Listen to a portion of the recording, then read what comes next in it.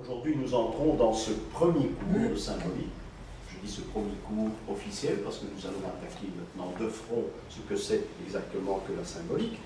Ce que je vais vous relater pendant toute cette année et l'année prochaine, eh bien, vous ne trouverez dans aucun livre. Ce sont des cours, c'est un enseignement qu'on m'a donné il y a bien longtemps, puisque j'ai suivi des cours de symbolique pendant près de 15 ans. C'est un enseignement que vous ne trouverez nulle part, qui bien malheureusement, celui qui me les a enseignés, celui qui m'a donné ces cours, eh bien, il n'a jamais écrit sur le sujet, il l'a toujours refusé.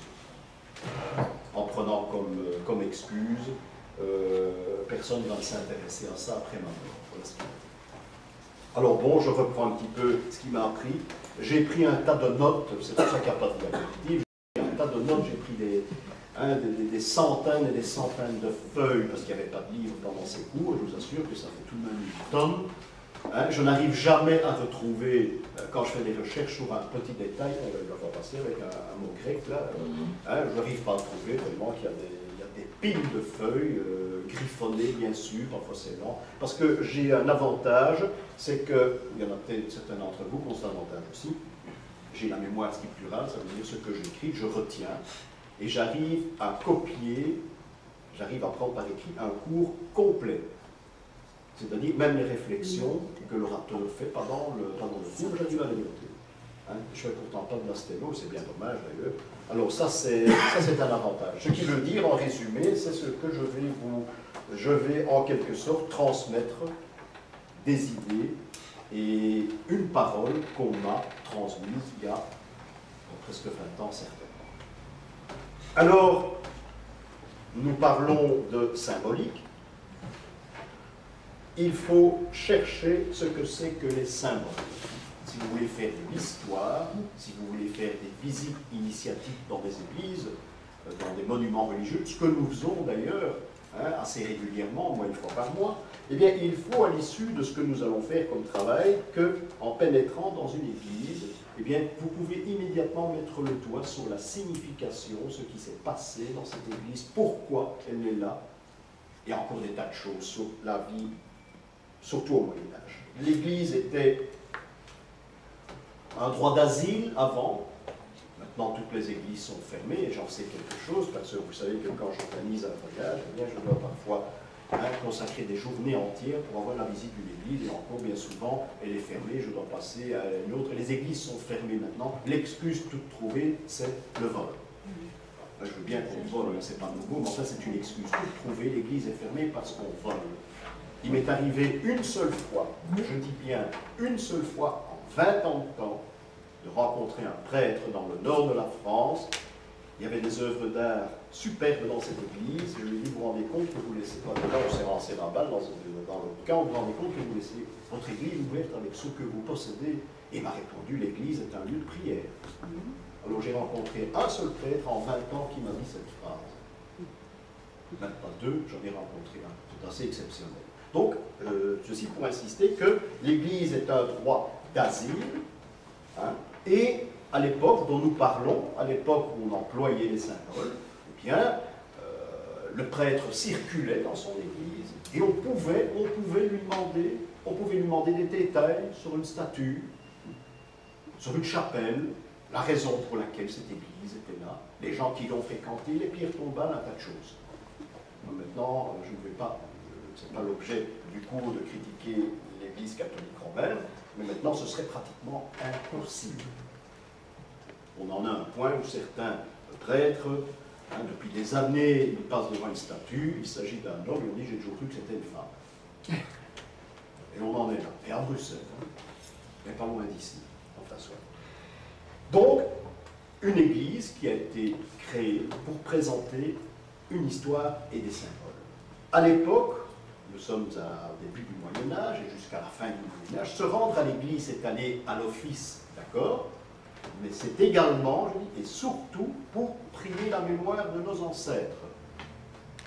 C'était le but de l'église, on priait, on inhumait dans le cœur, en dessous du cœur de l'église. Lorsqu'on démolit une petite église de province, eh bien, il y a 3 fois plus de monde en dessous du cœur de l'église que dans le cimetière qui l'entoure. Le but, c'était d'aller prier nos morts, nos ancêtres. C'est le but premier. J'ai rencontré une petite église dans le Midi lorsque j'ai fait le pèlerinage à Compostelle, et on démolissait l'église, il ne restait plus que le mur qui faisait le tour, qui avait 1 mètre de haut, hein, pour tout de l'église, et on avait déjà fait des fouilles pour voir les fondations de ce mur, et on avait trouvé ces fondations du moins une partie. Et bien imaginez-vous que, en dessous des fondations, l'église avait été construite sur des os humains.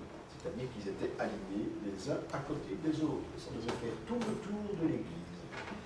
Ce qui nous prouve bien qu'il y avait un contact entre le sol, c'est-à-dire la terre, tout ce qui est profane, qui passait par l'homme vis-à-vis pour nous envoyer au ciel. C'était ça le but de la construction. Donc voilà, pour ce lieu de refuge, d'abord, qui est l'église. Alors vous savez qu'il y a des sculptures dans les églises. Pourquoi? Eh bien, ces sculptures ont été réalisées, je ne vous l'apprendrai pas, dans de la pierre. Maintenant, on fait du plâtre, mais ça ne ressemble plus à grand-chose. Donc, dans la pierre. Et l'avantage de ces sculptures, c'est qu'elles pouvaient parler au moins pour 1000 ans, parce que c'était prévu pour 1000 ans, les cathédrales. Ça l'est toujours en principe. Les prophètes, ceux qui jouent sur les prophéties, peuvent vous dire que c'est au moment où les cathédrales vont s'ébranler, c'est une phrase, les cathédrales vont s'ébranler, que ce sera la fin du monde. Donc il y a ces statues, c'était bien pensé, parce que si on écrit, on a beaucoup écrit, les livres se détruisent. Hein, je me rends souvent à la Bibliothèque royale, je compute des livres qui ont été rédigés dans les années 1850, 1880, vous savez que ces livres tombent en morceaux. Il y a même de la vermine dans les coins des livres. On n'ose pas te... La presse, alors là, la presse, c'est comme certains journaux, c'est de la glace que l'on coupe. Ça ne tient plus. Alors il faut tout passer très vite sur microfilm. Donc le livre meurt, le livre ancien, il a disparu, il est mort également, et tandis que les statues dans les églises, eh bien, elles restent. Et elles devraient rester pour 1000 ans. Donc nos ancêtres avaient bien choisi parce que ce système allait permettre de transmettre un message. Et ce message, nous allons en voir les rudiments aujourd'hui. Donc la connaissance se transmet par des statuts. Pas uniquement la connaissance, on peut appeler ça la connaissance, mais des règles, des conseils médicaux également se transmettent par les statuts du Moyen-Âge. Je donne comme exemple, je me suis promené à plusieurs reprises avec un druide, un des, je crois qu'il y en a encore 5 à l'heure actuelle, un druide qui va à ses réunions en Angleterre, en Irlande, en France, il habite Paris, dans les environs de Paris. Il m'a démontré que certaines statues à certains endroits avaient été réalisées d'une telle façon que dans certains plis de leur robe, des plis que l'on savait retrouver correspondaient à des points d'acupuncture. C'est assez extraordinaire. J'ai vu une église en France, dans les environs de Paris, où il y en avait plein. Et il m'a démontré que c'était toujours les mêmes endroits. C'est des statues anciennes, ce qui veut dire que c'est rarissime. Il y a peu de statues anciennes dans nos églises. Hein, nos saints ont été détruits avec l'âge, et puis à la Révolution française, bon, ceux qui se sont rebellés, ils ont fait le reste. Donc, dans les statues très anciennes, on retrouvait certains plis de robes qui correspondaient à ces points d'acupuncture. Ce qui veut dire que l'acupuncture est un art que l'on connaît chez nous depuis bien longtemps, hein, puisqu'on le mettait déjà en pratique, et on en parle rarement, au Moyen-Âge. À cette époque-là aussi, dans nos cathédrales, il n'y avait pas ce qu'on appelle maintenant des statues de piété. On n'allait pas prier devant une statue au Moyen-Âge.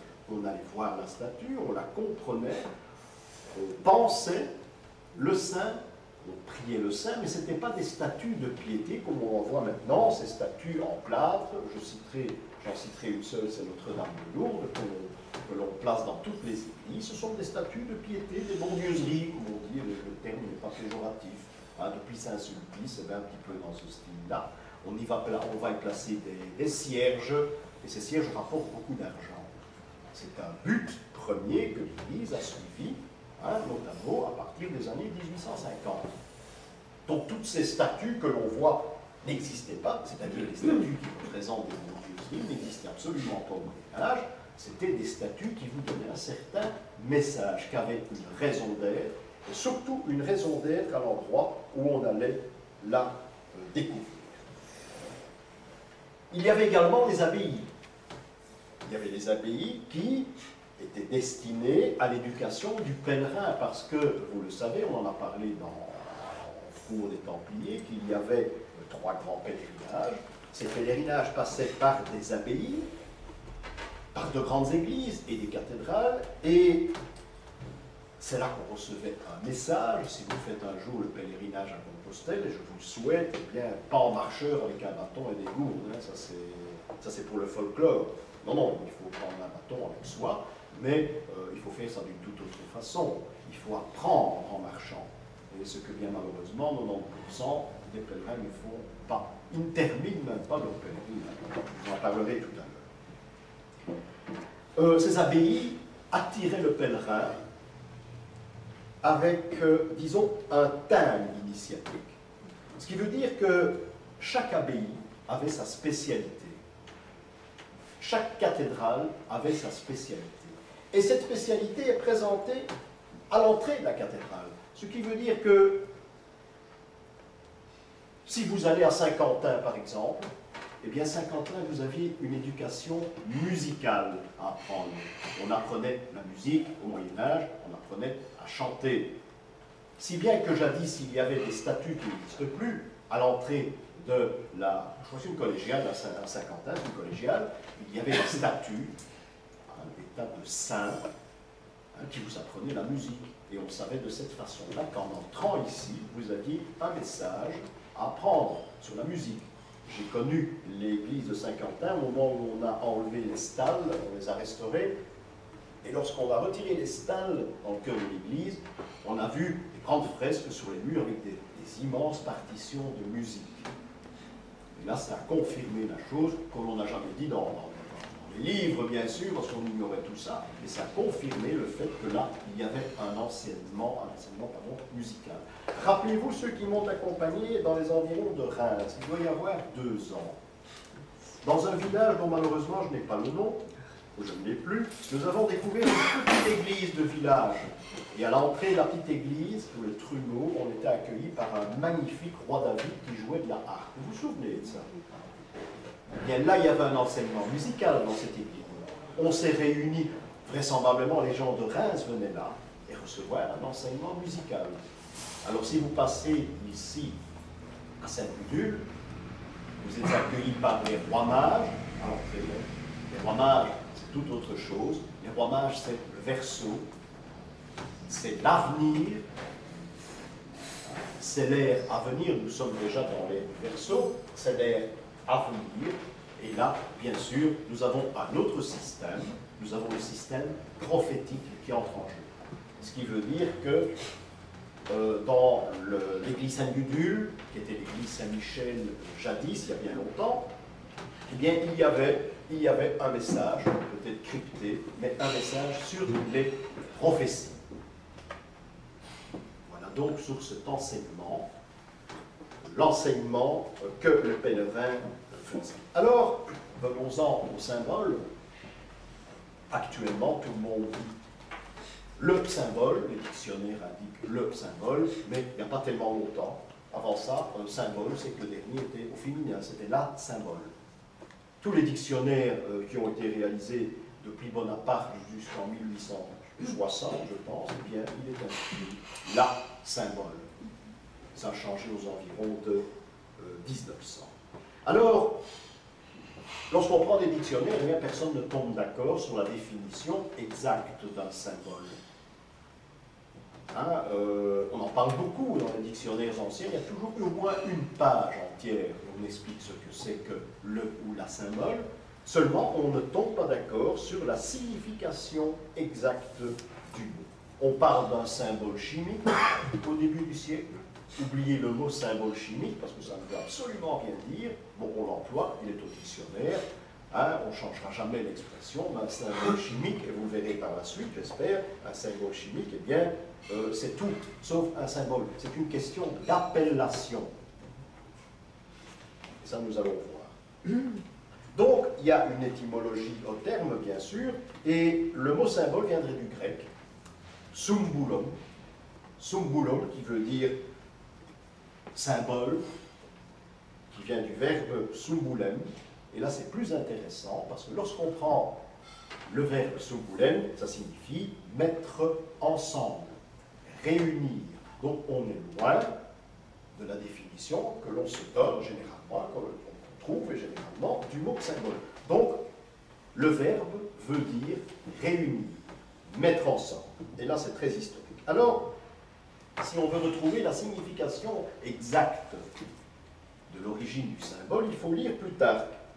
C'est un texte qui est très intéressant, qui nous enseigne les rudiments de la symbolique. Et il nous apprend que le symbole, on va le parler au masculin, ce sera beaucoup plus simple, le symbole, eh bien, c'était un objet que l'on coupait en deux, mais que l'on coupait. Cet objet devait servir comme signe de reconnaissance.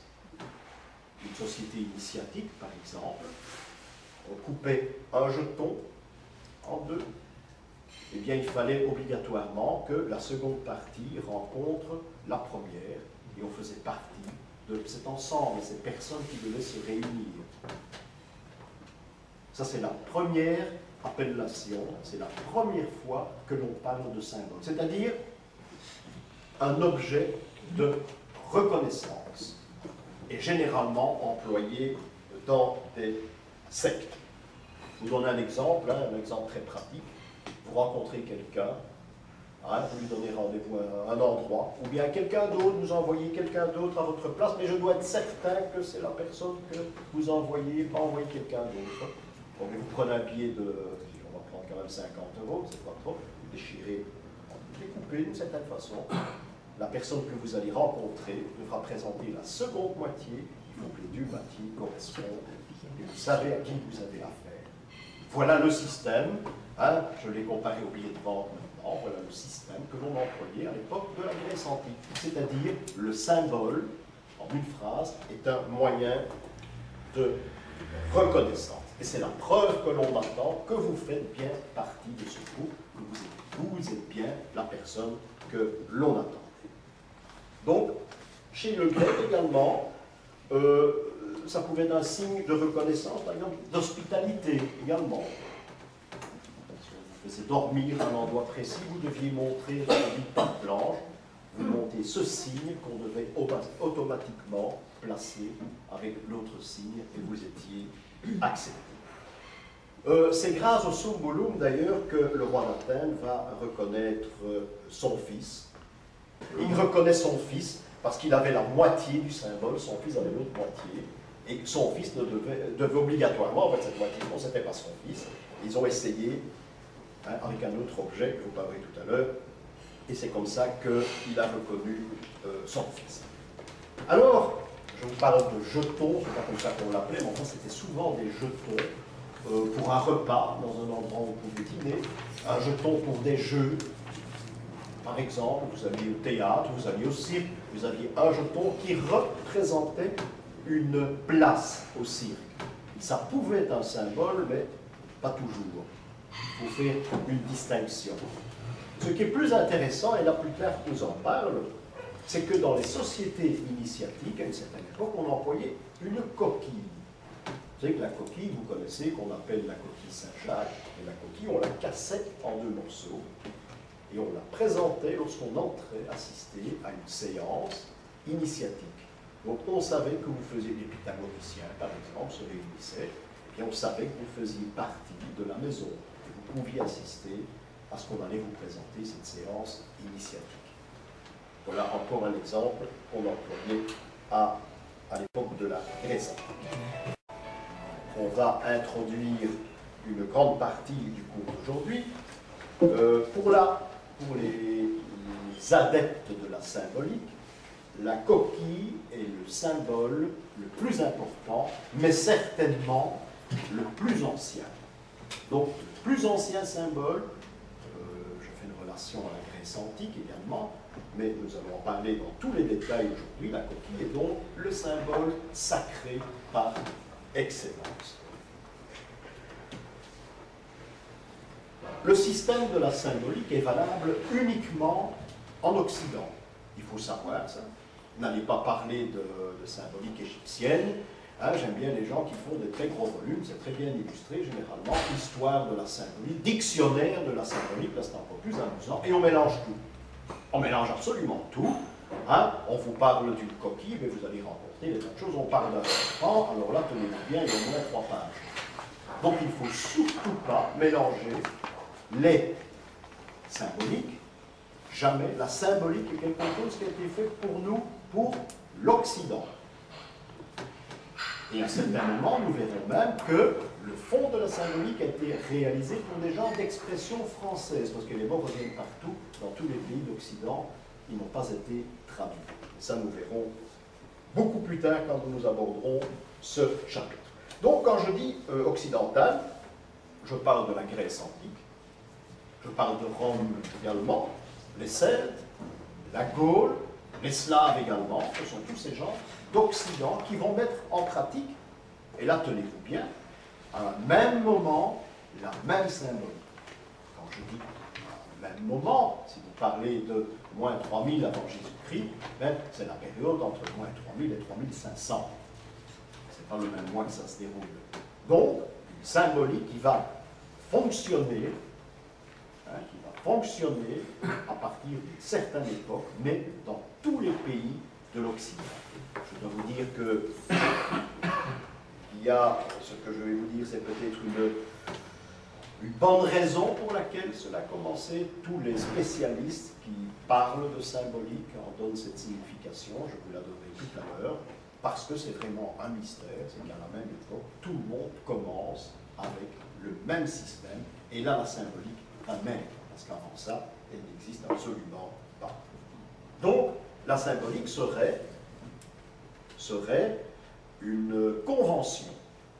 Hein, dite symbolique égale convention. Je crois que c'est le meilleur terme qu'on peut employer pour définir la symbolique, ou plutôt le symbole.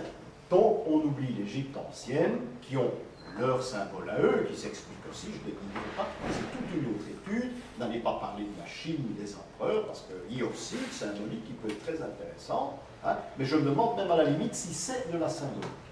Je n'ai pas l'impression. En Égypte, une petite partie. Je n'ai pas l'impression qu'on puisse appeler ça de la symbolique, puisque ce langage n'est pas conventionnel, du moins bien souvent. Alors, la symbolique est destinée aux langues mortes. Aux langues mortes parce que la langue morte est immuable. Hein, c'est d'ailleurs des textes, on décrypte souvent des textes par les langues mortes. La Bible est immuable, le grec est immuable, le latin aussi, ce sont des langues mortes, ça veut dire que plus rien ne va changer dans ces langues. Donc ces langues vont servir de base à l'emploi de la symbolique. On ne fera plus jamais des cathédrales. Hein, l'ère des cathédrales a stoppé depuis bien longtemps et c'est bien malheureux. Donc il n'y a plus de message. Ce message existe une fois pour toutes. Il ne faut plus revenir là-dessus. Il y en a qui ont essayé, non pas dans le domaine de la cathédrale, je vous en touche pas tout à l'heure, qui ont essayé ça, et c'est tout de même très près de nous, puisque une partie de ces nouveaux symboles se déroule à Bruxelles.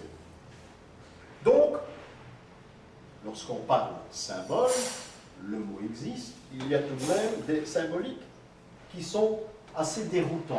Mais aussi une symbolique, il faut faire très attention, parce que lorsque nous ne sommes pas initiés à la symbolique, lorsque nous avons uniquement les principaux rudiments, et c'est ce que je vous donne en voyage, je vous explique l'histoire d'une statue, mais on ne peut pas parler une heure devant une statue, premièrement, on n'a pas le temps, hein, ça d'abord, mais il faut être très prudent. On peut comparer les personnes qui s'intéressent et qui mettent en pratique la symbolique, on peut les comparer à des animaux. Hein? Pas au sens propre du terme, mais aux réactions qu'ont les animaux devant certains faits. Un escargot, par exemple, va bien penser, il va réfléchir, il va aller très lentement, même peut-être trop lentement, pour essayer d'apprendre quelque chose. C'est pour ça que vous avez parfois des escargots représentés à l'entrée des cathédrales ou en dessous de certaines statues de saints. Par contre, le lièvre est un animal qui fonce à travers tout. Il n'a même pas retenu le message. Par contre, le lièvre est un animal intelligent parce qu'il a de grandes oreilles. Donc si on le représente avec de grandes oreilles, ça veut dire que c'est un animal intelligent qui peut comprendre la symbolique, mais il va trop vite. Il tire des conclusions beaucoup trop rapides. Donc les animaux ont également une importance dans le système de la symbolique. Quand il y a un singe, par exemple, eh bien le singe, c'est celui qui ne réfléchit pas, il imite son maître. Et bien souvent, il le fait mal. Voilà donc ces animaux, on parlera nous aurons un cours entier d'ailleurs sur les animaux et la symbolique. Voilà un exemple de ce que l'on trouve à l'entrée des cathédrales. Et vous serez apte à reconnaître ces effets et automatiquement emmagasiner, savoir qu'ici, par exemple, il ne faut pas aller trop vite, il faut aller très lentement pour l'étudier. Pas comme fait de l'autre côté le lièvre qui lui fonce. C'est ce que nous allons rencontrer. Alors voilà quelques exemples.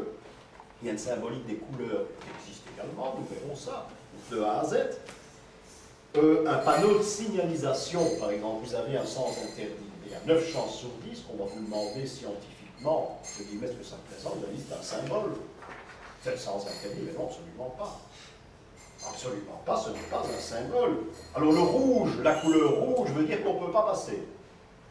C'est vrai, ce n'est pas un symbole de la couleur rouge, parce que sinon, automatiquement, vous allez faire le transfert en disant, si j'ai une statue avec un 5 à un manteau rouge, je suis obligé de m'arrêter. Même chose pour le vert. Ici, vous devez passer.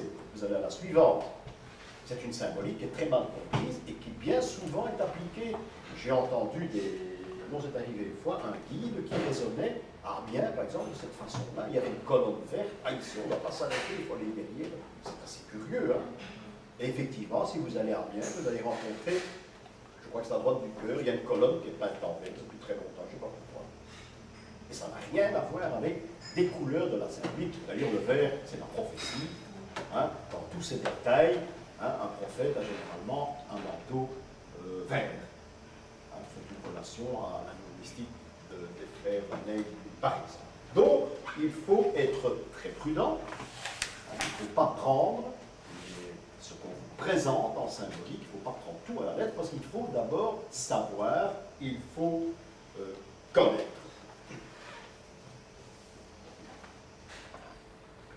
Donc, il faut aussi dire une chose, c'est que la symbolique n'est pas une chose concrète. La symbolique sera toujours abstraite. Ce que je vous ai parlé de concret tout à l'heure, de ce coquillage que l'on place d'un côté de l'autre, ce n'est pas un symbole. Je vous ai dit que c'était l'origine des symboles, mais ce n'est pas un symbole, le coquillage que l'on casse en deux et qu'on met ensemble, parce que c'est concret. Ça vous donne l'occasion de vous rendre, par exemple, quelque part. Donc, un symbole est obligatoirement abstrait. Il sera représenté, peut-être, parfois, d'une façon concrète, mais en principe, le symbole est toujours abstrait. Le symbole, c'est une idée. Voilà, je crois qu'on peut dire comme ça. C'est une idée. Un drapeau, par exemple.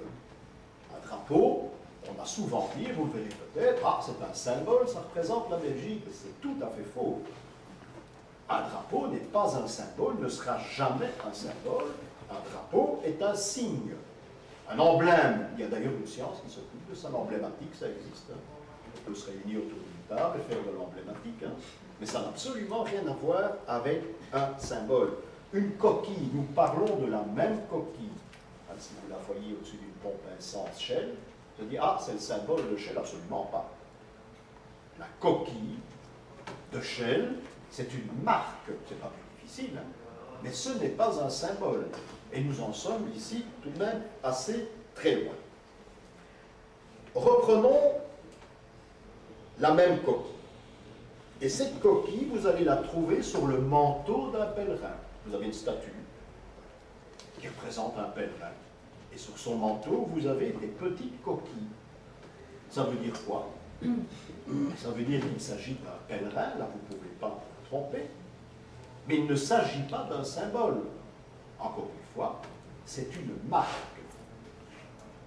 Comme la ponchelle, le manteau du pèlerin, c'est une signification, mais ce n'est pas un symbole. Par contre, et là c'est plus important, si vous allez à Compostelle, vous avez donc fait toute la route du pèlerinage, hein, une nouvelle fois je vous conseille de faire ça, et vous allez respecter ce pèlerinage comme il faut le faire, de A à Z. Vous arrivez à Compostelle, que font les pèlerins généralement, et je dis les pèlerins généralement, je dirais même 99 sur 100, et je n'exagère pas, et je prétends que 99 pèlerins sur 100 ne font pas le pèlerinage à Compostelle. Je l'ai fait, quand on arrive à Compostelle, on fait quoi? Eh bien, on va dans un petit bureau, qui n'a rien de symbolique d'ailleurs, qui se trouve hein, sur le côté d'une magnifique cathédrale. On vient avec une carte. Sur cette carte, il y a les endroits où on est passé. De temps en temps, il y a des cachets. Ah, on aime bien ce genre de truc. C'est comme si on avait un club de judoka, c'est la même chose, hein, avec les dates où on est passé sur les cours. Et on vous met un cachet. Si vous n'avez pas de cachet, bien entendu, c'est quand même pas bien. Moi, j'ai marché, j'ai fait des milliers de kilomètres pour pas avoir mon cachet sur une carte. J'ai même vu un pèlerin qui était fâché, il n'avait aucun cachet. Il a pris sa canne de pèlerin, il a cassé, c'était très théâtral, il l'a cassé sur son genou, en deux, il l'a flanqué dans un coin. Mais les Espagnols s'en font pas, ils continuent suivant, hein, s'il y a des fils. Hein. Bon, alors qu'est-ce qu'on fait? Ben, on reste une nuit à Compostelle, généralement, on rentre chez soi. Moi, j'ai eu l'occasion de loger dans un couvent, là, chez des bénédictins très sympathiques. Il y avait un immense dortoir, oui, des chambres séparées, hein, il y avait un immense dortoir. Compostelle est une ville extraordinaire. Seulement quand on arrive à Compostelle, quand on arrive à la cathédrale, que fait-on? On va saluer Saint-Jacques. Hein? Et puis après, il faut reprendre la marche. Il y a encore une vingtaine de kilomètres après Compostelle. Et cette vingtaine de kilomètres nous mène à Padorn. Et Padorn est un petit village qui se trouve sur le bord de la mer. Et que trouve-t-on à Padorn? Eh bien, c'est étonnant, mais on trouve sur la plage ce qu'on appelle des coquilles Saint-Jacques. Et là, on ramasse sa coquille dans le sable. Il faut parfois bien gratter pour en retrouver. Parfois, votre copain en trouve une pour vous, ce qui est très bien, ce qui est très valable. À Padorn se trouve une petite église, et dans la crypte se trouve un pieu de pierre, une grande pierre ronde, et c'est là, toujours dit la légende, hein, qu'a accosté la barque qui a transporté le corps de Saint-Jacques. Vous imaginez que personne ne va à cet endroit, nous étions une dizaine au pèlerinage, nous étions les seuls dans cette église. Donc imaginez-vous que tous ceux qui nous ont précédés, tous ceux qui étaient à Compostelle n'ont pas fait le voyage. C'est nul. Alors que faut-il faire? On ramasse sa coquille et on rentre chez soi. Alors, est-ce un symbole, cette coquille? Eh bien, oui. Celle-là, c'est un symbole parce que du fait que vous avez fait le pèlerinage, du fait que vous l'avez ramassée sur les bords de la mer, eh bien, cette coquille est en quelque sorte sacralisée. Vous prenez la coquille, vous la placez sur votre sac ou sur votre bâton de pèlerin et vous rentrez chez vous. Et là, vous aviez, c'est encore le cas maintenant, vous aviez l'occasion de loger dans des couvents qui étaient réservés aux pèlerins, mais certains couvents, vous ne pouviez pas y loger en allant à Compostelle. C'est aussi toute une histoire. Donc voilà l'histoire d'une coquille, parce que si vous allez à Compostelle, ben c'est comme à la rue des Tules, avec Mannequin Peace, hein, fait des coquilles partout. Hein. Qu'est-ce qu'on fait? Ben, on achète sa coquille. Hein, c'est logique, seulement les gens ne savent pas. Ils n'ont pas étudié la symbolique, ils n'ont pas étudié le pèlerinage, ils ne savent pas qu'il faut encore faire 20 km pour retrouver ce symbole, et encore autre chose, retrouver ce symbole qui en quelque sorte sacralise le pèlerinage que vous venez de faire. J'ai parlé du drapeau. Le drapeau, je vous ai dit, n'est pas un symbole, sauf un drapeau. Et ce drapeau, nous en avons parlé la fois dernière, c'est ce qu'on appelle le gonfanon. Le gonfanon qui s'appelle Beau Sang, qui est le drapeau des Templiers. Ce drapeau des Templiers peut être un symbole. Hein, s'il se trouve dans votre armoire ou sous le côté là, non, bah, ça c'est pas un symbole à ce moment-là. mais il peut être un symbole parce qu'il représente une idée. Donc ce n'est pas le drapeau en lui-même, ce n'est pas du concret. Il représente une idée. Il représente quoi? Le gonfanon des Templiers place une couleur noire au-dessus, une couleur blanche en dessous, il est coupé en deux à l'horizontale, hein, ce qui veut dire que ces couleurs sont très symboliques. Le noir, c'est le profane, celui qui ne sait rien, mais qui peut accéder à la lumière. Le blanc, c'est la lumière. Ce qui veut dire que, en quelque sorte, les Templiers pouvaient avoir comme devise, après post tenebras, comment c'est encore post tenebras?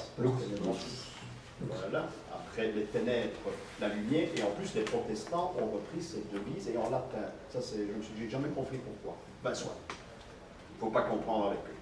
Alors voilà, voilà le système donc, c'est que le drapeau ici, chez les Templiers, mais il est sacralisé. Pourquoi? Parce qu'il transmet une idée. Le drapeau belge ne transmet absolument rien, c'est un drapeau, un emblème, mais le gonfanon des Templiers, lui, transmet une idée, c'est un message. Mais celui qui ne sait pas ne comprend rien. C'est ça le symbole. Ce sont deux couleurs, c'est le noir et c'est le blanc, mais non, ça a une signification. Bon, si votre fanfare locale a un drapeau noir et blanc, n'allez pas dire que c'est sacralisé. Hein? Ah oui, donc c'est uniquement réservé aux Templiers. C'est l'exemple en général que l'on donne en ce qui concerne cet art. Alors, lorsque j'ai appris la symbolique, on m'a immédiatement mis devant moi un texte traduit en vieux français, mais qui a été traduit de l'autre côté, gauchois en français. C'est un texte de Nicolas Flamel, qui est très compliqué d'ailleurs à lire et à comprendre, mais lui, il parle de la symbolique, nous sommes au Moyen-Âge, hein, Nicolas Flamel, et il nous parle des différents langages de la symbolique. Et Nicolas Flamel nous dit qu'il y a 3 langages. Maintenant, nous avons situé la symbolique, on sait ce que c'est. Mais il y a un langage maintenant à retrouver. Alors Nicolas Flamel prétend qu'il y a tout d'abord le langage qu'on dit vulgaire, le langage profane, mais qu'il appelle langage vulgaire. C'est le langage que nous parlons tous les jours. Hein. C'est ça la langue vulgaire. Hein. C'est comme ça, du moins, que Nicolas Flamel l'entendait. Et puis il y a un langage qui est le langage théologique. Et enfin, le troisième, c'est le langage philosophique. Le langage philosophique, c'est celui qui parle de symboles, et c'est celui que nous allons prendre la peine d'étudier tous ces mois-ci. Seulement, Nicolas Flamel nous explique aussi qu'on peut retrouver ces 3 langages dans une même représentation. Et ce n'est pas lui qui parle ici. Voilà un exemple. Vous retrouvez un symbole, au moins ce que vous pensez être un symbole, hein, parce que jusqu'à présent on a vécu comme ça. Dans la langue vulgaire, nous sommes à la Grand Place de Bruxelles. Hein, nous prenons une maison de la Grand Place de Bruxelles, et je vous donne l'exemple de la langue vulgaire. On y vend, par exemple, je ne sais pas qu'est-ce qu'on pourrait trouver, de la dentelle. Hein, la dentelle. Eh bien, vous aurez l'enseigne du magasin de dentelle. Il y aura une dentelière, par exemple, à l'entrée. Encore une fois, il ne s'agit pas d'un symbole. Hein, ce n'est pas le symbole de la dentelle, non, absolument pas. C'est l'enseigne d'un magasin. L'enseigne n'est pas un symbole. Et puis, on glisse un petit peu sur le côté et on voit le langage philosophique. Nous passons d'abord au langage théologique d'abord. Prenons le langage théologique d'abord. Le langage théologique, eh bien, la maison s'appelle le Mont Tabor. Le Mont Tabor, c'est une montagne en Judée. On a cru que c'était là que s'était déroulée la transfiguration du Christ. Du moins, on l'a placé à cet endroit. Transfiguration du Christ qui a beaucoup à voir avec nos pèlerinages. On aura l'occasion peut-être d'en parler. Donc cette maison s'appelle, on y vend de la dentelle, il y a une belle dentelière à l'entrée, et la maison s'appelle le Mont Tabor. Bon, le Mont Tabor n'est pas un symbole rapport à la maison. Seulement, nous faisons abstraction de la langue vulgaire et de la langue théologique. Prenant la langue philosophique, il est dit que la Grande Place de Bruxelles est un ensemble de maisons qui touchent les formules alchimiques.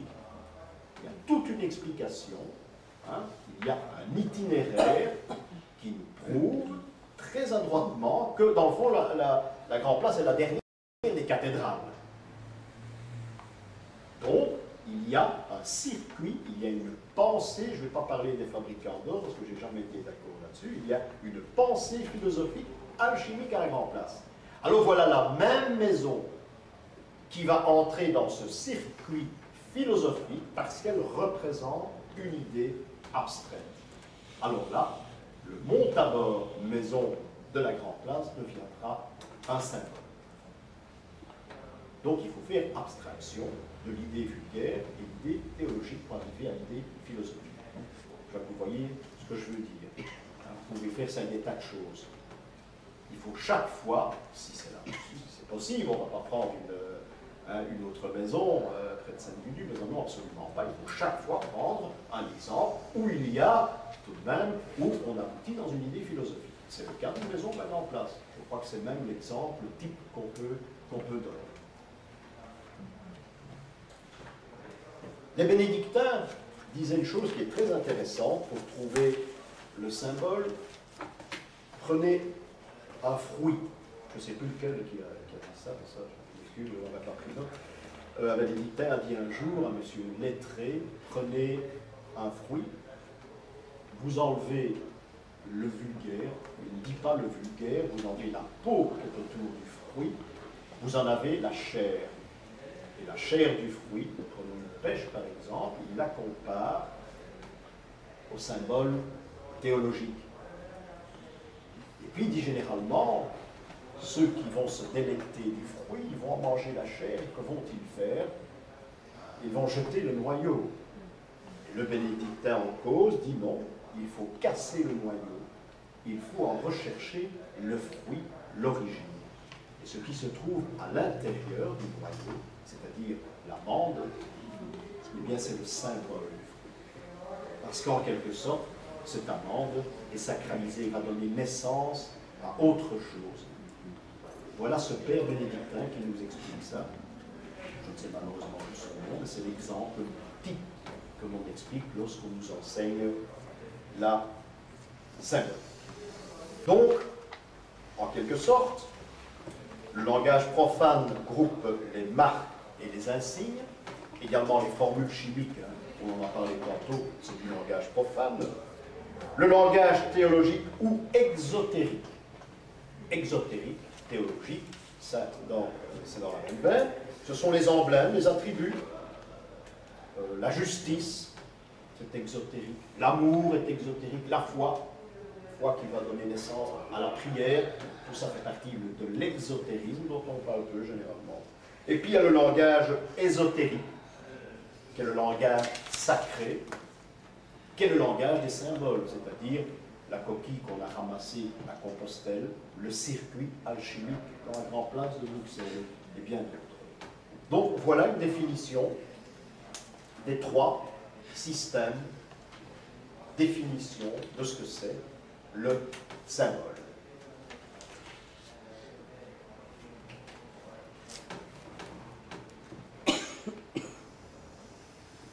La coquille, passons à la coquille. Je vous l'ai dit tout à l'heure, c'est le premier des symboles. C'est le prototype du symbole, la coquille. Eh bien, on l'a trouvé chez les initiés en Grèce, je vous l'ai dit tout à l'heure, mais on l'a trouvé également chez les Gaulois. Ne voyez plus le Gaulois qui vit dans sa hutte. Hein. Nous en sommes très loin. Hein. Très très loin. Nous verrons ça en allant en trêve, d'ailleurs. Vous savez que les empereurs à trêve étaient Gaulois. Hein. Ils avaient tous sauf des Romains. Hein. D'ailleurs, il y avait très peu de Romains à trêve. Mais nous verrons ça en détail lorsqu'on fera le voyage là-bas dans une quinzaine de jours.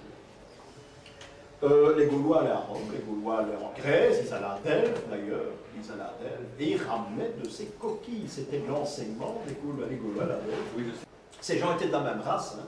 Soit Gaulois, soit Romain, Grec, un slave, c'est la même race. Hein. J'irai même plus loin aujourd'hui, il n'y a personne qui veut le croire. Les Marocains d'Afrique, c'est notre race aussi. Hein. Les Berbères. Les Berbères, oui, quand on dit il est raciste, il n'aime pas les Africains du Nord, c'est ridicule. Hein. Avec le Saint-Paul au Gala. Oui, ben voilà. Tout à fait ridicule, ces gens sont notre. Il y a 4 races, hein, le chiffre 4 intervient dans beaucoup de choses, comme il y a 4 continents aussi. Hein. Il y a 4 continents. Le jour où on a inventé un 5e continent, mais c'est un peu ridicule. Parce qu'au Moyen-Âge, l'Australie, toute la zone, ce qu'on appelle l'Océanie maintenant, faisait partie de l'Asie. Hein. C'est qu'il y avait 4 continents, même s'il y a des tas de choses qu'on n'aurait pas découvert en route. Donc ce chiffre 4 est intéressant. Et ce chiffre 4, n'anticipons pas, va toujours symboliser la Terre, que ce soit continent ou autre chose. Mais on n'en est pas encore là. La symbolique n'était pas, on n'apprenait pas la symbolique, on apprenait la symbolique en voyageant. À cette époque, il n'y avait pas d'auditoire, il n'y avait pas de classe. Hein, on n'apprenait pas ça de cette façon-là, on apprenait cela en voyageant, par la poésie également. On avait des maîtres hein, qui, à l'entrée du temple, parlaient de temps en temps de la symbolique. C'est comme ça qu'on l'apprenait. On apprenait également en marchant, en voyageant, en Compostelle, ou d'autres pèlerinages internes hein, que l'on ne connaît plus maintenant, ça existait aussi. C'est en marchant donc que l'on apprend. Et c'est comme ça que l'on apprenait la symbolique. Il y avait des points de départ à certaines routes où on enseignait la symbolique d'une façon un peu plus importante qu'en marchant. Généralement des points de départ pour des pèlerinages, qui n'est pas uniquement celui à Compostelle. Il y en a un qui va à Rome, il y en a un autre qui va à Éphèse, Jérusalem, et il y a des pèlerinages internes aussi.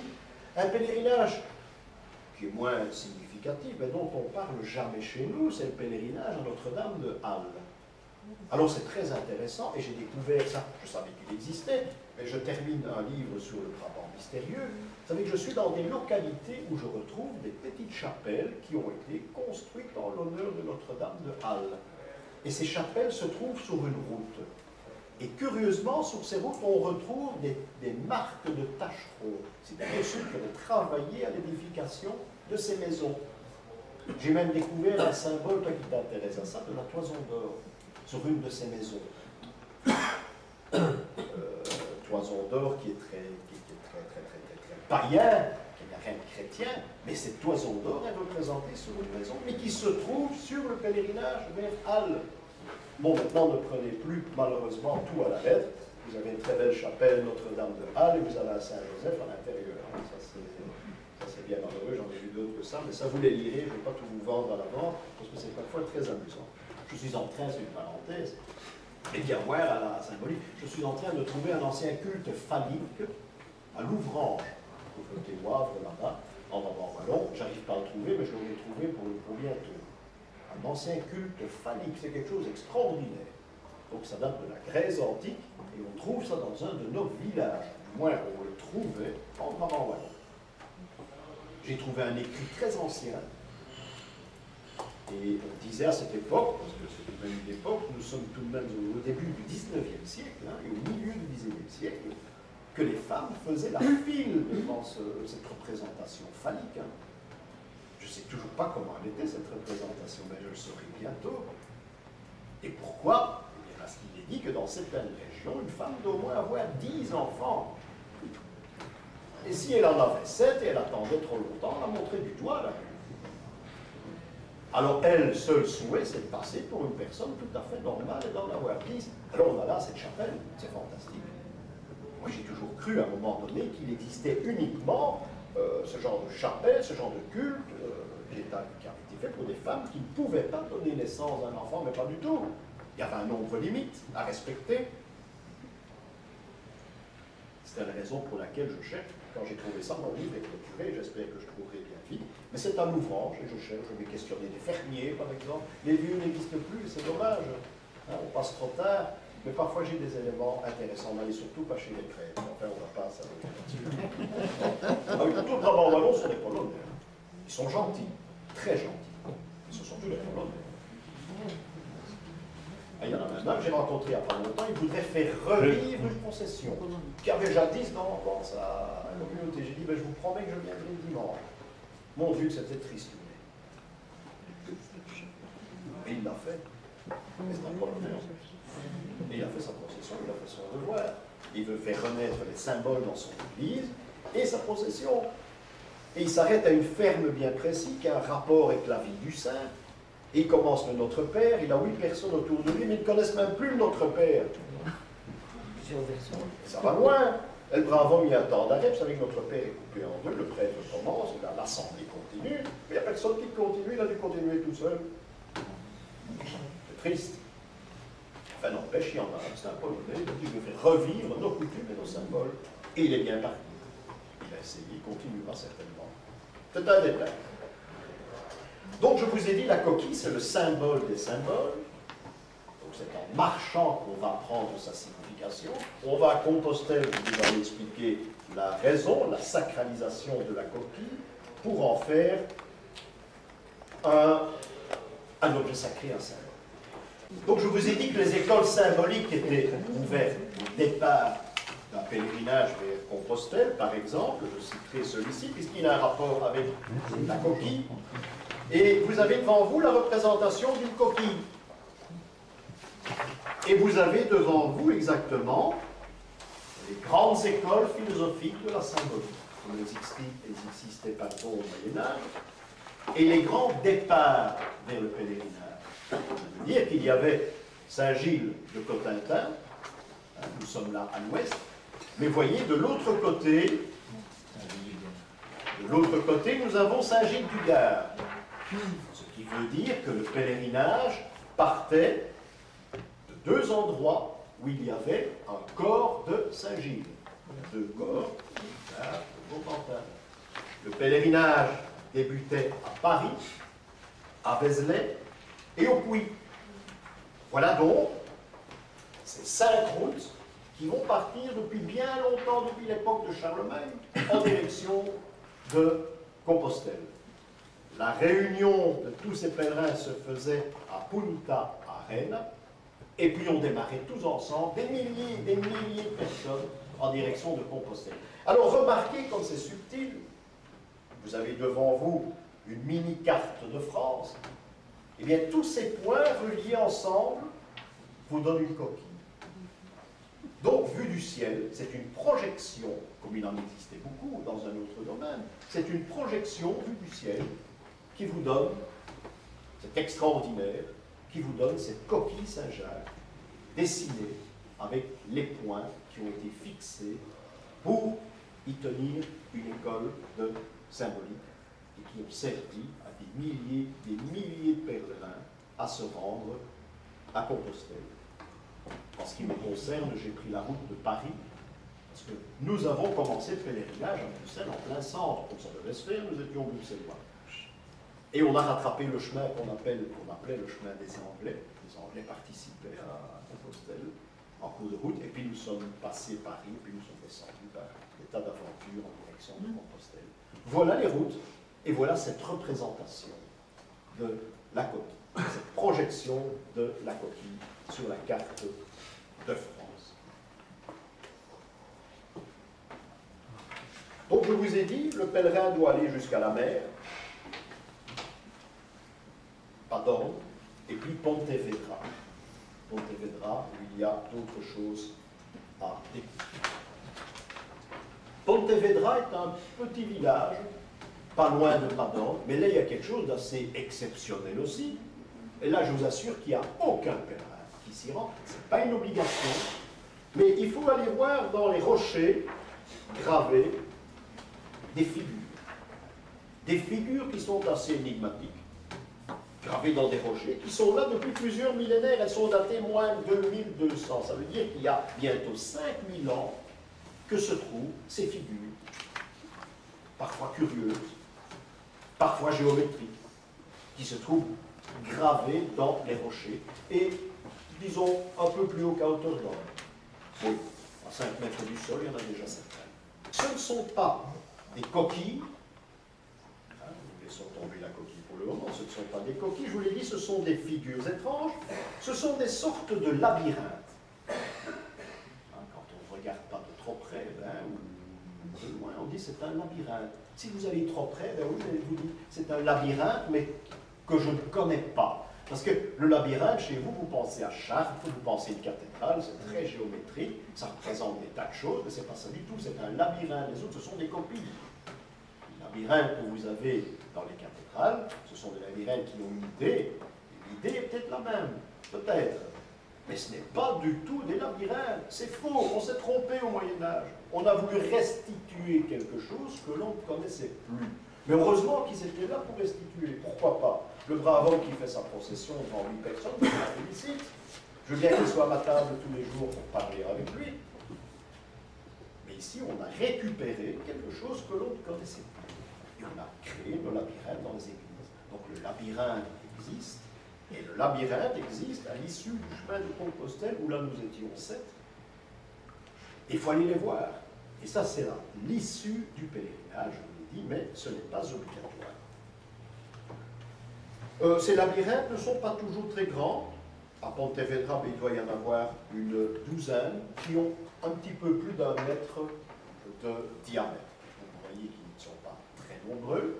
Il y a d'autres figures que probablement des pèlerins occasionnels ont gravées il y a peut-être 1000 ans d'ici, aussi, un petit peu plus haut, mais qui ne ressemblent pas tellement aux labyrinthes. Par contre, les labyrinthes, eux, on les connaît. Et on constate une chose, c'est que ce labyrinthe reste d'ailleurs un mystère. Il y a pratiquement peu de gens qui en ont parlé. Et pour vous dire qu'il y a peu de gens qui en ont parlé, c'est que personne n'en donne un nom. Moi, je l'appelle labyrinthe parce que je suis peu scientifique. Mais il y a des tas de gens qui donneront un autre nom à ça, des noms que je ne connais pas. J'ai connu un éminent professeur qui appelait ça un pétaloïde. Un jour, je lui ai demandé, oui, mais Pontevedra, pétaloïde, c'est bien, mais ce terme n'est pas dans le dictionnaire. Ah, je sais très bien, c'est moi qui l'ai inventé. Bon, il faudra l'inclure. Moi, quel nom voulez-vous donner à cette représentation? On ne peut pas l'appeler labyrinthe, parce que ce n'est pas un vrai labyrinthe. Je dis, bon, un labyrinthe, c'est plus simple pour personne, c'est simple pour tout le monde. Alors. Eh bien non, il a tenu, c'était un pétaloïde. Voilà, je ne l'appellerai pas pétaloïde, je l'appellerai moi labyrinthe, je crois que c'est tout de même beaucoup plus simple, parce que pour ma part, on n'est jamais tombé d'accord, ça devait être lui qui avait raison, pour ma part, c'est un labyrinthe, pour lui ce n'était pas un labyrinthe. Je vous ai dit une douzaine à Pontevedra, sous les bords de la Baltique, on rencontre ce même phénomène, sur la mer Blanche, en Islande, en Grèce, je l'ai dit, et sur les bords de l'Atlantique.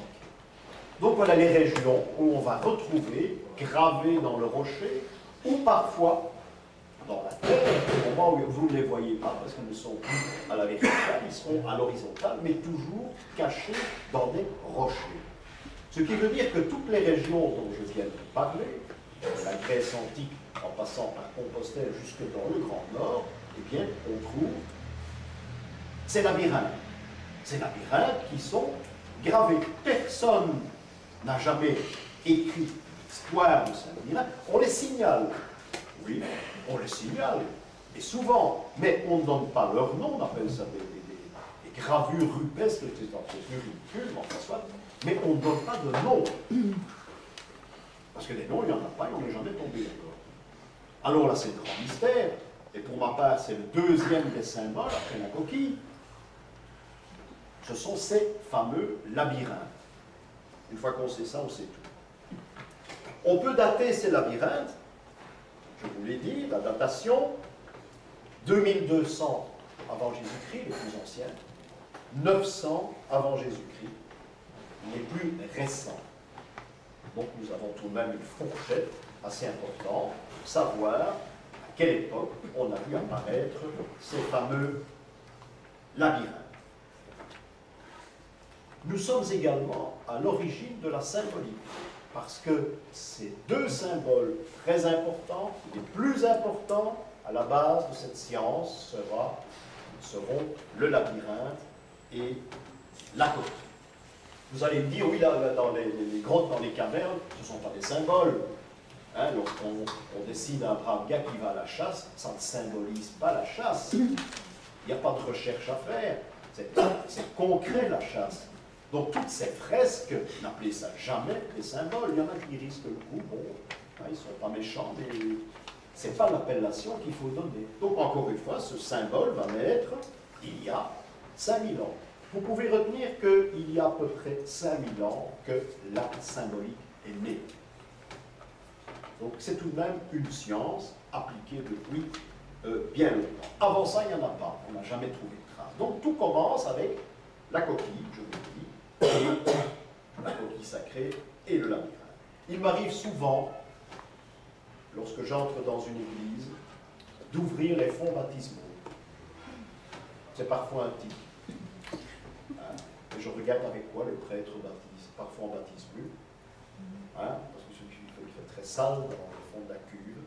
Et il m'est arrivé, mais excessivement rarement, je crois que vous étiez avec nous, de voir une coquille Saint-Jacques dans les fonds baptismaux.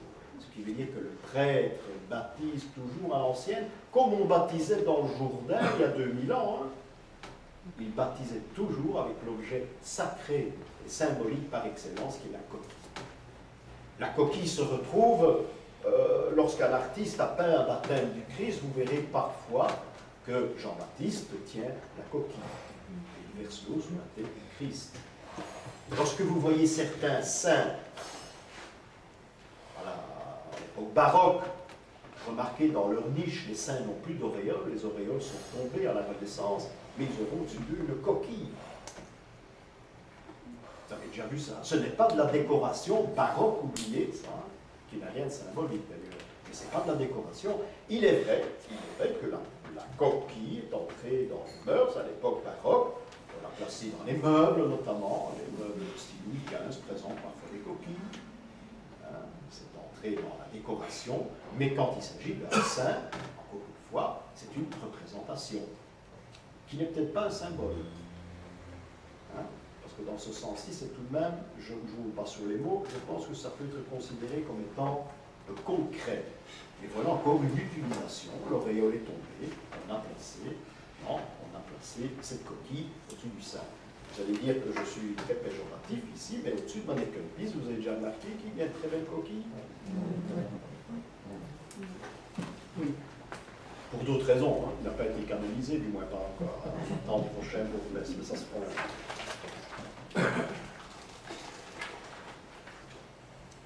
Donc, on a ces labyrinthes, ce symbole du labyrinthe qui fait un petit peu le tour. On les trouve dans une très grande région et surtout des côtés d'Islande, l'Irlande, l'Angleterre, on trouve énormément de ce genre de labyrinthe. Puis la suite est née aussi, ces labyrinthes ont évolué un peu d'autres parce qu'on va les rencontrer, toujours les mêmes, avec une petite évolution que je vais vous montrer tout à l'heure. Je n'ai pas de tableau malheureusement, mais j'ai pris ce qu'il faut avec moi. Je vais vous montrer la réalisation de ces labyrinthes. Donc, représentation très ancienne.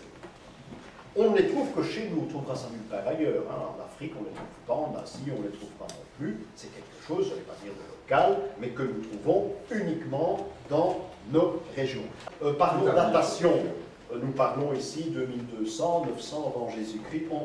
J'ai fait un petit système ici qui est très facile. Menhir et Dolmen. Vous connaissez tous l'époque des Menhir et Dolmen. Notons moins 3500.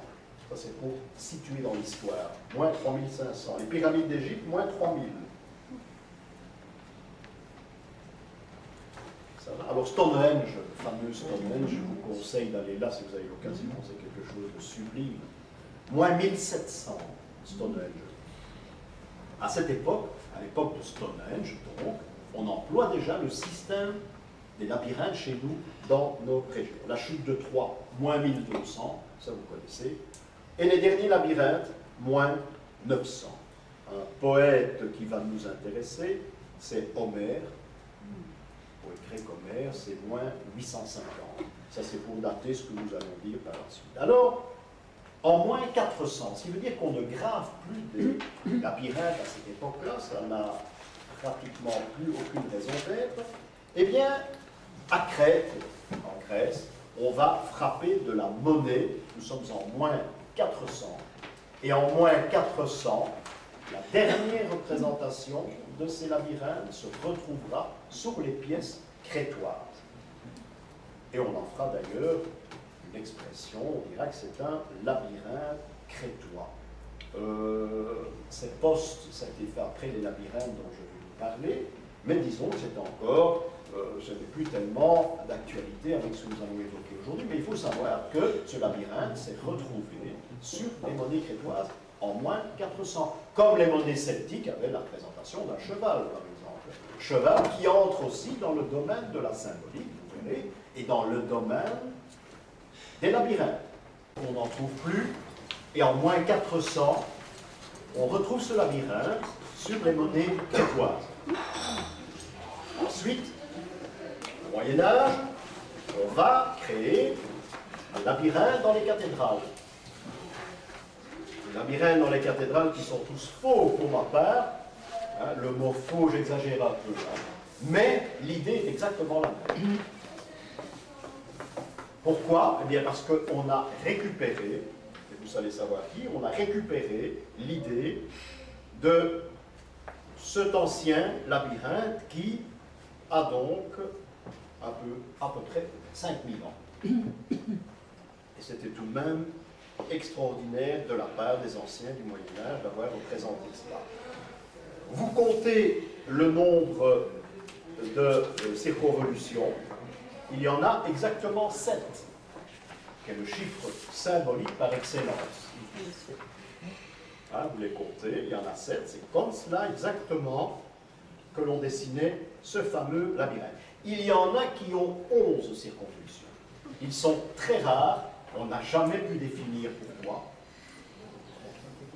On sait les décider, hein, ça ne doit pas être un gros problème. J'ai jamais essayé de faire les 11 circonvolutions. Hein. Celui que vous avez là n'est pas beau, mais enfin, c'est celui de votre serviteur. Hein, celui de gauche. Voilà ce que ça représente. Mais ça a tout un sens, hein, que nous verrons d'ailleurs, si on a l'occasion, on le verra encore aujourd'hui. Mais je ne peux pas vous le permettre. Virgile, par exemple, appelait ça le serpent. Hein, avait-il tort? Avait-il raison? En Angleterre, il y en a énormément, mais ils ont tous été réalisés à la préhistoire. Et on a découvert en Angleterre, en Irlande, que bien souvent, ce n'est pas une règle générale, où il y avait un labyrinthe, et bien non loin de là, il avait la représentation d'un cheval. Vous connaissez ces chevaux préhistoriques qui sont gravés dans la roche, ou bien dans la terre et repeints, entretenus tous les ans par les Anglais près de Stonehenge. En Westbury, il y en a des superbes. Et bien souvent, quand il y a ce cheval, hein, il y a le labyrinthe. Donc il n'y aurait pas un rapport entre les Crétois et les Celtes. Je ne pense pas, ça n'a jamais été prouvé. Mais on rencontre ce labyrinthe donc sur les monnaies crétoises, mais on rencontre ce cheval qui a une symbolique extraordinaire en Angleterre et en Irlande. Hein. On rencontre ce cheval également sur les pièces celtes. Donc c'est encore la trace d'un mystère. Cheval qui correspond bien sûr au grand chariot des Celtes. Hein. La grande tour est tirée par ce fameux cheval. Hein. Rapport non pas éloigné, mais qu'on pourrait faire avec l'église Saint-Guidon. En Anderlecht, par exemple, on retrouve le type de la grande ours avec le cheval de Saint-Guidon qui conduirait. C'est une histoire celtique. Hein, on verra ça d'ailleurs lorsqu'on fera certaines mises en pratique. Donc, tous les symboles d'Occident sont antérieurs à Stonehenge. Donc, vous prenez Stonehenge comme base, hein, qui est déjà tout de même très ancien, où il y a des réunions druidiques de temps en temps. Vous savez qu'il est strictement interdit de pénétrer dans Stonehenge. On ne peut plus depuis quelques années. On peut aller aux alentours, on ne peut plus aller au centre. Il y a eu beaucoup de difficultés à convertir les musées, d'avoir une autorisation spéciale avec le groupe pour aller au centre. Il n'y a pas trop longtemps, m'a-t-on dit, il ne faut pas faire un feu de camp. Hein. Il y a des endroits comme ça en Europe qui sont interdits, c'est très curieux. Il y a un endroit à Montségur aussi, on ne peut pas aller. Donc, l'époque des dolmens, l'époque des délires, etc., on retrouve ces chevaux, hein, je vous en ai parlé, et on retrouve ces fameux labyrinthes sur les monnaies crétoises. Ce fameux chemin des labyrinthes, parce qu'il existe tout de même, un chemin des labyrinthes, eh bien, passé par Chartres.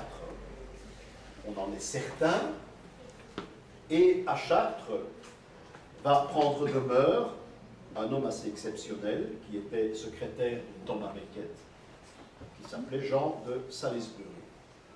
Jean de Salisbury est astrologue, il est astronome également.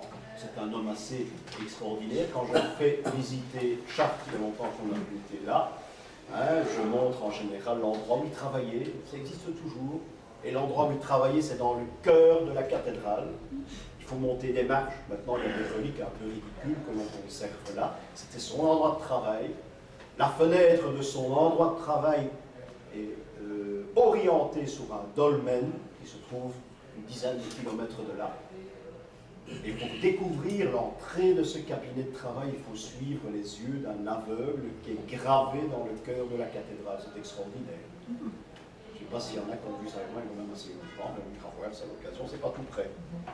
On ira voir ça à l'occasion. Donc, Jean de Salisbury a lu la Grèce antique, il connaît l'histoire de ces labyrinthes, et il veut remettre cela en pratique. Et bien sûr, il va commencer par un labyrinthe, le premier qui sera établi à Chartres. C'est donc, le labyrinthe de Chartres est donc le plus ancien. Encore une fois, je n'ai malheureusement pas de plan, j'en ai pas trouvé, ça doit exister chez moi. Encore une fois, l'ensemble des villes de France où il y a un labyrinthe ancien correspond, encore une fois, à la constellation du Grand Chariot. Je dis malheureusement pas, j'en ai pas trouvé. Si j'en ai une entre-temps, je vous la présenterai. Parce qu'il faut savoir, ça c'est un peu comme la coquille Saint-Jacques, des départs en pèlerinage. Ici, nous avons le Grand Chariot. Donc, le Grand Chariot, la Grande Douce. Reims, c'est la cathédrale de l'Annonciation. Ça part de Reims, qui est la cathédrale de l'Annonciation, et pas la cathédrale Notre-Dame. C'est plus vite fait. Non, c'est la cathédrale de l'Annonciation. Et la date de l'Annonciation, c'est 9 mois avant le 25 décembre, c'est le 25 mars. Et le 25 mars, il y a quelque chose qui se déroule dans le cœur de la cathédrale avec le lever du soleil. Wow. Voilà. C'est les Vierges Noires. Je crois que c'est la constellation de la Vierge est basée sur l'endroit où se trouvaient les Vierges Noires. C'est autour de ces chemins dont je viens de vous parler, labyrinthe de cathédrale, les chemins qui vont à Saint-Jacques de Compostelle, que va naître, et nulle part ailleurs pour le moment, que va naître la symbolique. Platon n'a pas écrit sur la symbolique, sauf qu'il a parlé de certaines barques. Bateaux conduits par des aèdes. Et ces bateaux longeaient des endroits où il y avait des vagues. C'est dans le texte. Ce qui veut dire que ces bateaux ne voyageaient pas, certainement pas en Méditerranée. La preuve, c'est qu'il n'y a aucune représentation de ces labyrinthes en Méditerranée, parce que ces labyrinthes ont un rapport direct avec les voyages des bateaux qui se rendaient dans le nord. Ça, on l'a remarqué. Et Platon parle de vagues. Donc, pas de Méditerranée.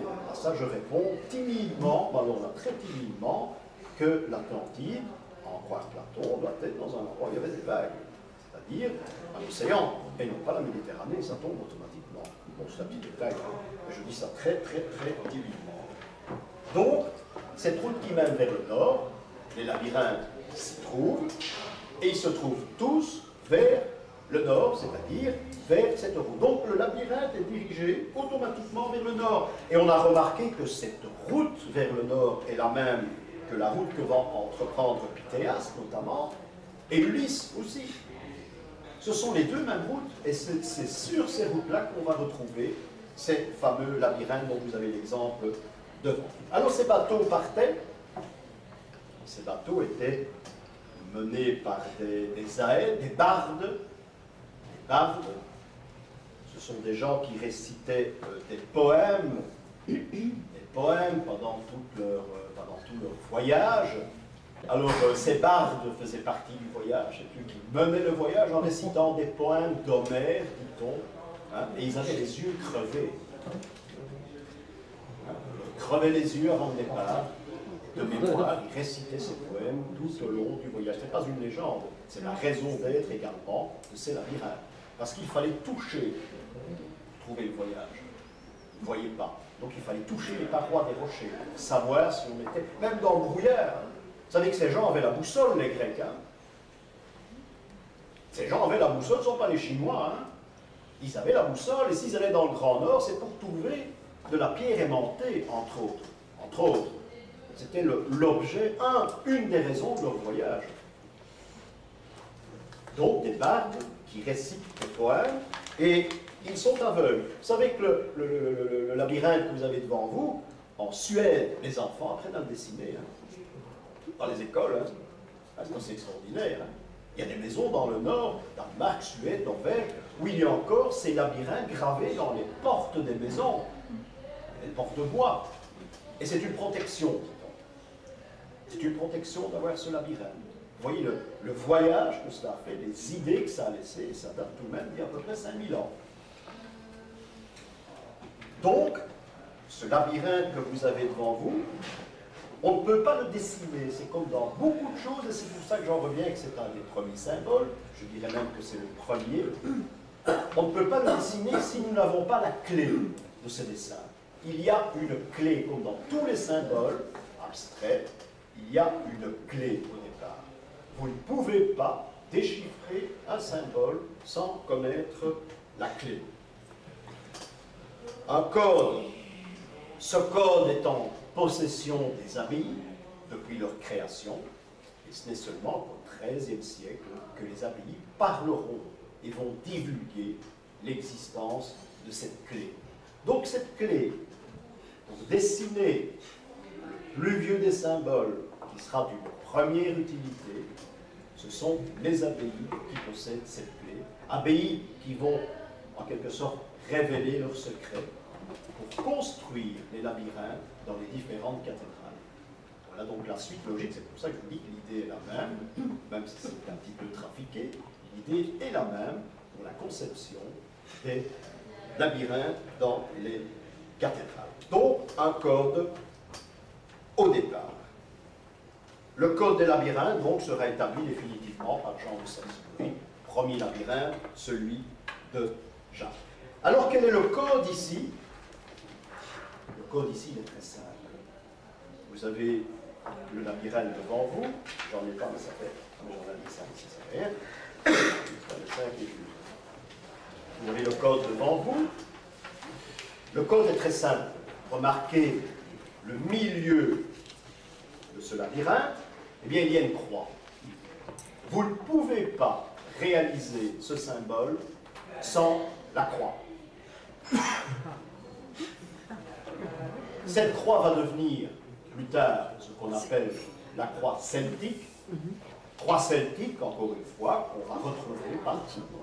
Irlande, Islande, Angleterre, certaines de nos régions. C'est comme ça que va naître la croix celte. Alors, décrivons tout de même, vous pouvez écrire, hein, parce que c'est quand même utile. Regardez ce labyrinthe que vous avez devant vous, je croyais qu'il n'y en avait plus, mais j'en ai un, celui-là il est plus. Prenez la croix, et dans chaque coin de la croix, c'est-à-dire, on va faire de loin quand même, c'est plus simple. Vous faites ceci, dans votre croix, dans chaque point, vous mettez un petit rond noir. En principe, il doit être fait, ou à peu près. Ces ronds noirs, eh bien, indiquent la présence d'un extrait du tétramorphe, c'est-à-dire un des 4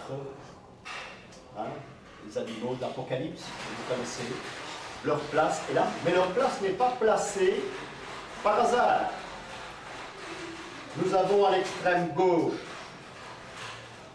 l'homme, qui fait partie des animaux de l'Apocalypse. Il suffit de dire l'Apocalypse et on s'en rend compte. Vous avez sur votre droite l'aigle, toujours en haut à droite. En bas à gauche, vous avez le lion. Et en bas à droite, vous avez le taureau. Ce sont les 4 bêtes de l'Apocalypse. Vous les voyez partout. Dans les enluminures, dans les églises, à l'entrée des églises, sur des tombes, sur des pierres tombales, assez régulièrement. Vous avez donc cette représentation des animaux de l'Apocalypse. Alors je crois qu'il faut faire automatiquement la liaison. C'est que si vous avez le verso en haut, donc l'homme est représenté par le Verseau. Vous avez à gauche, vous avez le Scorpion, le signe du Scorpion, puisque vous avez la représentation de l'aigle, pardon, à droite. En haut à gauche, nous avons le Verseau, c'est l'homme. Nous avons à droite le Scorpion, et c'est l'aigle. En bas à gauche, nous avons le lion, le signe du lion. À droite, nous avons le taureau, qui est le signe du taureau. Ça va jusque maintenant? Hein? Alors nous avons les 4 éléments. Hein, nous avons le Verseau qui est l'eau.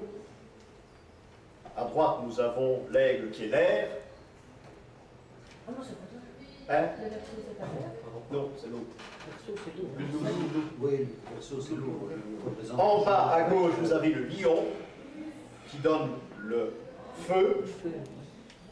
Et à droite, nous avons le taureau, c'est la terre. Donc nous avons en même temps cette représentation astrologique.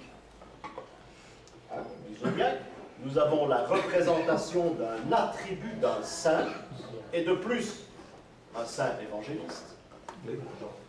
Ça va? Et nous avons les 4 éléments. Reprenons toujours les 4 parties de cette croix. Hein, nous avons vu les éléments, les signes astrologiques, la représentation. Eh bien, nous avons les apôtres qui automatiquement se présentent à nous. Nous avons en haut à gauche Matthieu, hein, qui est représenté avec l'homme, qui symbolise le Verseau. Nous avons à droite, en haut, eh bien, nous avons Saint Jean, qui est représenté avec l'aigle. Nous avons en bas, en gauche, nous avons le lion de Saint Marc. Et nous avons à droite le taureau, le bœuf ou le taureau de Saint-Luc. Voilà cette représentation de cette croix, de ce premier symbole. Hein? Et sans cette croix, sans cette explication, vous ne pouvez pas démarrer. Il y a encore une chose, et c'est la dernière, et elle est très symbolique. Comptez le nombre de circonvolutions, il y en a 7. Un peu comme Zorro. Vous partez gauche-droite, vous descendez sur la gauche-droite, vous avez la lettre Z. Vous voyez ça? Non. En haut, vous tracez une ligne gauche-droite. Vous descendez avec une ligne sur le bas à gauche, et vous allez à droite. Vous avez la lettre Z. Et la lettre Z concrétise l'ensemble de la coquille. Z en grec, zeta, c'est 7. Eh bien, il fallait le trouver. Hein. Donc, le système a été fait comme ça une fois pour toutes, encore une fois, pour immortaliser le système. C'est la clé du système. Donc, c'est l'algorithme, comme on dit. Les 4 évangélistes, là, on peut en sortir. Hein. Ils sont toujours présentés de la même façon, avec les animaux de l'Apocalypse. Oui, un détail, l'aigle, c'est le scorpion. Parce que chez nous, on ne savait pas ce que c'était qu'un scorpion à cette époque-là. Hein. Nous étions dans l'autre hémisphère. Ce qui veut dire que quand vous avez, avant la Renaissance, une représentation du scorpion, ce sera toujours l'aigle. Hein. J'ai vu un film cette semaine, pour sauter du coq à l'âne, où on présentait Saint-Pierre et sa femme criait « Képha, Képha, Képha ». C'est curieux, là.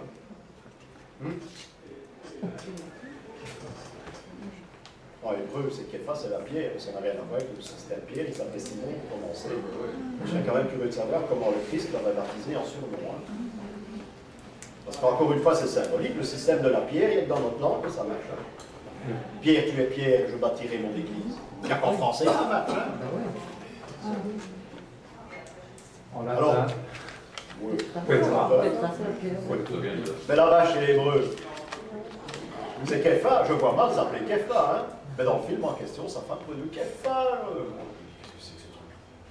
Donc, il vous suffit d'entourer maintenant les 4 points. Vous faites un rond d'un point à l'autre, ça fait un très beau cercle, et vous avez exactement la représentation de la croix celtique.